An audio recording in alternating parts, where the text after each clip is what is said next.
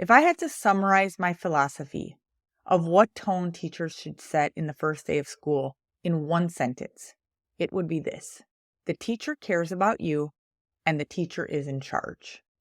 Or if you prefer to flip it around, the teacher is in charge and the teacher cares about you. As quickly as possible, you want to make students feel that they are in a structured environment run by confident, capable hands. This will allow you to give more targeted attention to individual students as the year goes on. On the flip side, when students sense that you care about them, they're more likely to go along with the structure that you're trying to set. This is obviously not as simple as I'm making it sound here, but this is the direction you want to steer in. Setting this caring, structured tone starts before your first student shows up at the door, because as you're planning for that beginning of class, you can anticipate one of the first questions that will be on students' minds, which is, where do I sit? You have your own reasons for providing a clear answer to this question. You want to keep students from grouping themselves with the friends they walked in with. You want to keep students from heading to the back of the class where they won't have to participate. You also want to save your shy students from feeling like they've entered one of those painful cafeteria scenes found in so many teen movies, where a kid walks around with a tray in their hands and doesn't feel welcomed at any table. The challenge you may face here as a teacher is that your student list isn't always final before the first day of class, but there are ways to work around that, and in fact, I made a whole other video about that. The other thing you can do to prepare for that first second of class is to have clear directions on the board and a simple assignment students can start on right away. Your goal here is to get students in the door, into their seats, and immediately have them start on something quiet. When the time comes to start your lesson, you want to be able to get everyone's attention without raising your voice to do so. How does your first assignment of the year fit into that goal? The assignment should be short, but not too short. It should be easy enough for students to figure out what to do without having to ask you or their classmates.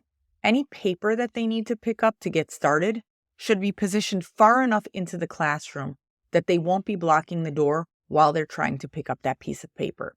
This assignment should be designed to keep kids busy for about 15 minutes so that you can do your main task, which is to stand at the door ready to greet, seat, and repeat.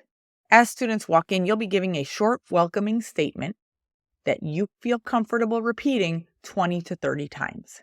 This statement has 3 parts. Part 1 is a polite greeting.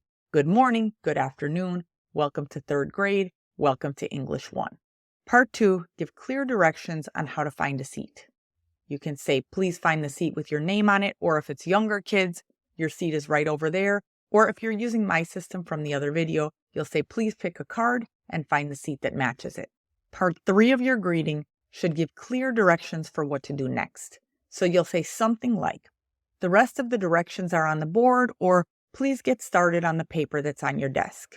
The aim is just to make sure that everyone gets the basic information they need so that you have enough wiggle room to address anything that comes up without creating a traffic jam at your classroom door.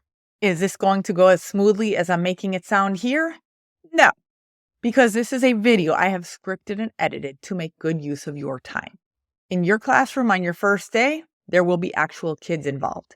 And one thing that is guaranteed is that things will go off script. If a student doesn't follow the simple directions you give, you may need to repeat yourself. You may need to redirect them. You may need to adjust your greeting to make something about it more clear.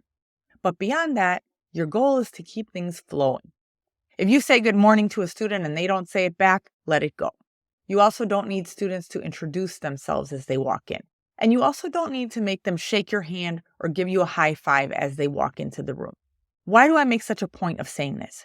Because each request you make of students as they walk into your room is a chance for an unnecessary power struggle. And a power struggle forces you to make a bunch of additional decisions on the spot. For example, does the kid have to repeat that mumbled greeting or limp handshake until they get it right? What if the kid blows you off? What if there are other students waiting behind that student? What if the bell is about to ring? What if the second greeting or the second handshake is only slightly less late? The fewer of these opportunities you create, the more likely you'll get everyone through the door with the impression that most of their classmates are following directions and they might as well do the same. At some point during all of this, the bell will ring or there will be a voice on the loudspeaker letting you know that class has officially begun. It will be awkward if you don't acknowledge this, but at the same time, there's a pretty good chance that you're not quite ready to start your lesson yet because it's the first day and students are still trickling in and finding their seats. It's easy to address all of this by saying something like, "We'll give everyone a few extra minutes to find the room on the first day. In the meantime, please keep working on your first assignment." That's why that first assignment is meant to take about 15 minutes. Once everyone is greeted, seated, and working, your job is now to circulate around the class, hopefully in comfortable shoes, and see how everyone's doing on that first assignment. And when the time comes, you'll want to tell everybody how to wrap up that first assignment before you begin talking. Remember that the first students who arrived may be close to finished, but the last students to arrive may be just getting started.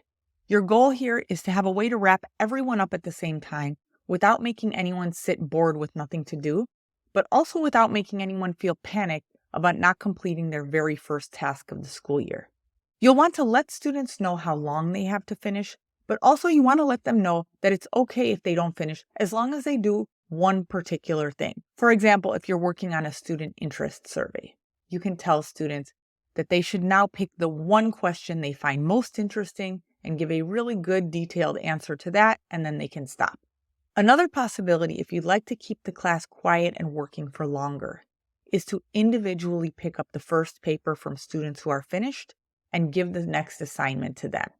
If you'd like some ideas for these first day assignments and pretty much everything else you need to cut through the overwhelm and prepare for your first day of class, you can sign up for my Sanity Saving School Year Starter Kit, which you'll find linked below this video.